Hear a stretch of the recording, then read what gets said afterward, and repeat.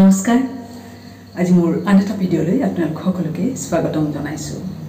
আজি লৈ আহিছো মই আপোনালোকৰ বাবে এটি শিশু বিষয়ক ভিডিঅ'। আজি ভিডিঅ'টো হ'ল আসলে বৰ্তমান সময়ত শিশুসকলৰ মাজত বিভিন্ন সমস্যা দেখিবলৈ পোৱা যায় আৰু অভিভাৱকসকলে শিশুসকলৰ বিভিন্ন সমস্যালৈ আমাৰ কাষ চাপে।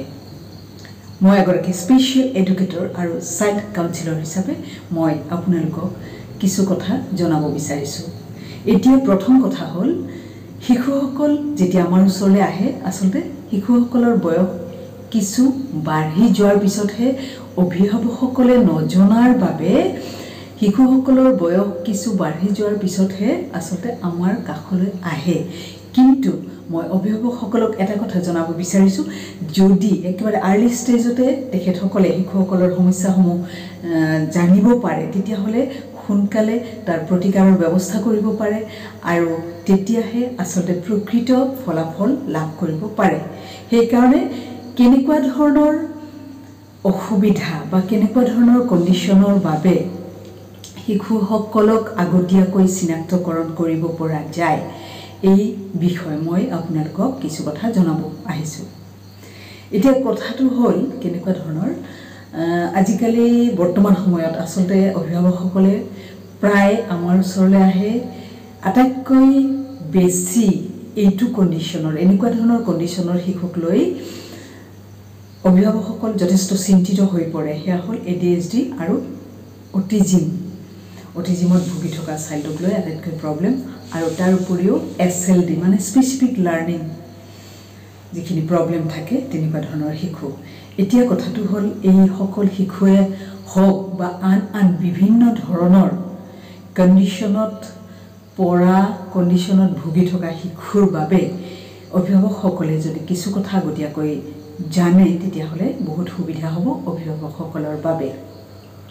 যিমান আগতীয়াকৈ অভিভাৱকসকলে চিনাক্তকৰণ কৰিব পাৰিব বা শিশুসকলৰ অসুবিধাসমূহ ঘৰতে ধৰিব পাৰিব, তাৰপিছতহে শিশুসকলক লৈ অভিভাৱকসকল বিভিন্ন থেৰাপিষ্টৰ ওচৰলৈ যাব পাৰিব, বিভিন্ন কাউন্সিলিং কৰিব পাৰিব। গতিকে বিভিন্ন কাউন্সিলাৰৰ ওচৰলৈ গৈ কাউন্সিলিং কৰিব পাৰিব। শিশুৰ আচলতে তিনিটা সময়ত বিভিন্ন সমস্যা আহি পৰে, যেনেকুৱা ধৰক শিশুৰ জন্মৰ আগত, শিশুৰ জন্মৰ পিছত আৰু শিশুৰ জন্মৰ সময়ত। যদি এইখিনি সময়তে সেই যিখিনি সমস্যাই দেখা দিয়ে মানে চিমটমছ দেখা দিয়ে সেইখিনি যদি অভিভাৱকে আগতীয়াকৈ চিনাক্তকৰণ কৰিব পাৰে তেতিয়াহ'লে আচলতে আগতীয়াকৈ ডক্টৰৰ ওচৰত বা যিকোনো স্পেচিয়েলিষ্টৰ ওচৰত বা থেৰাপিষ্টৰ ওচৰত বা স্পেচিয়েল এডুকেটৰৰ ওচৰত আনিব পাৰে আৰু তেতিয়া তেখেতসকলে আচলতে উপযুক্ত যিখিনি কৰিবলগীয়া ব্যৱস্থা সেইখিনি লাভ কৰিব পাৰে। এতিয়া কথাটো হ'ল চাব, জন্মৰ সময়ত যদি শিশুটিয়ে দুখ পায়, জন্মৰ সময়ত যদি শিশুটিয়ে আঘাত পায়, জন্মৰ পিছতে সাধাৰণতে শিশুৱে কান্দে, কিন্তু জন্মৰ সময়ত বহুতো শিশুৱে আচলতে নাকান্দে। সেয়াও এটা কাৰণ। জন্মৰ সময়ত যদি অক্সিজেনৰ অভাৱ হয়, জন্মৰ সময়ত যদি ৱেট যিখিনি থাকিব লাগে সেইখিনি ৱেট নাথাকে, আৰু জন্মৰ সময়ত যদি শিশুটিৰ নীলাবৰণ ধৰে, জন্মৰ সময়ত যদি শিশুটিৰ জণ্ডিছত ভুগিবলগীয়া হয়, এনেকুৱা ধৰণৰ আচলতে এইবিলাক একেবাৰে কমন চিমটমছ কেজ হিষ্ট্ৰী ল'বলগীয়া হয় অভিভাৱকসকলৰ। আৰু আমি কেজ হিষ্ট্ৰী লোৱাৰ পিছত আচলতে এনেকুৱা ধৰণৰ সমস্যা সদায় দেখিবলৈ পাই আহিছোঁ। গতিকে আৰু তাৰ উপৰিও জন্মৰ আগত শিশুটিৰ যেতিয়া গৰ্ভাৱস্থাত থাকে সেই সময়তো আচলতে মাকগৰাকী যদি কিবা বেলেগ ঔষধ সেৱন কৰে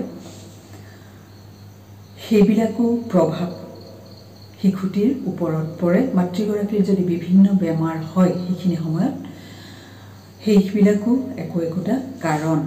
গতিকে যদি এনেকুৱা ধৰণৰ সমস্যা পিতৃ বা মাতৃয়ে শিশুটিৰ আগতীয়াকৈ দেখিবলৈ পায় আচলতে প্ৰতিকাৰৰ ব্যৱস্থা লোৱাটো উচিত, আৰু তেখেতসকলে এইসকল শিশুক লৈ অতি কম বয়সতে বিভিন্ন থেৰাপিষ্টৰ কাষ চপা উচিত।